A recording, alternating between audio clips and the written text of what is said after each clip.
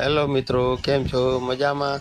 આજે આપણે સિદ્ધિવિનાયક અમદાવાદ દર્શન કરવા આવી ગયા છીએ.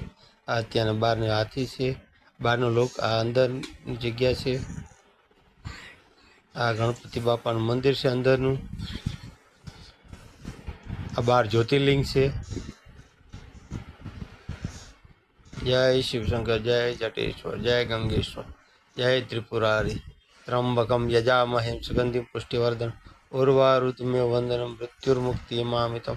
જય શિવશંકર, જય જટેશ્વર, જય ત્રિપુરારી. અહીંયા યજ્ઞ કુંડ છે, યજ્ઞ થાય છે. અહીંયાના ટ્રસ્ટીનું મંદિર છે.